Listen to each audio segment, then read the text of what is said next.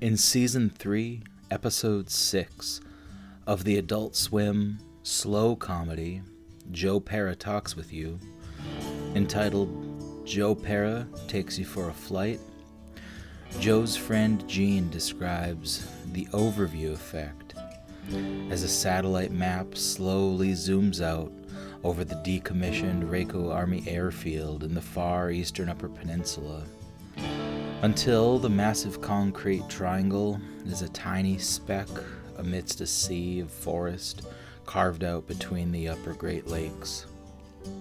Simply stated, the overview effect is described as a shift in perspective astronauts have reported as they view the Earth from space.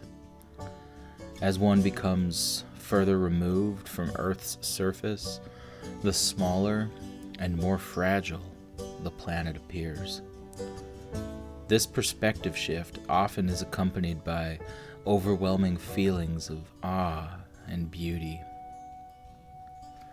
Perhaps the most extreme example of the overview effect is described in Carl Sagan's essay, The Pale Blue Dot, named for the photograph of the same name captured by Voyager 1 in 1990. At the time of the photo, Voyager 1 was about 3.7 billion miles away from Earth.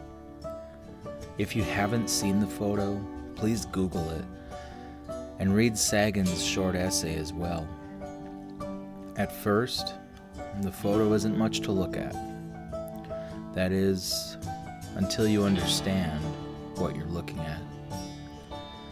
In the bottom right, framed by a beam of sunlight, sits a little speck of washed-out blue, no larger than a single pixel. That's the Earth.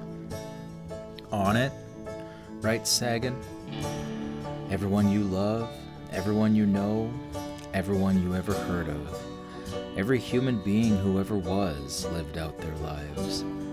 The aggregate of our joy and suffering, thousands of confident religions, ideologies, and economic doctrines, every hunter and forager, every hero and coward, every creator and destroyer of civilization, every king and peasant, every young couple in love, every mother and father, hopeful child, inventor and explorer, every teacher of morals, every corrupt politician, every superstar, every supreme leader, every saint and sinner in the history of our species lived there, on a mote of dust, suspended in a sunbeam.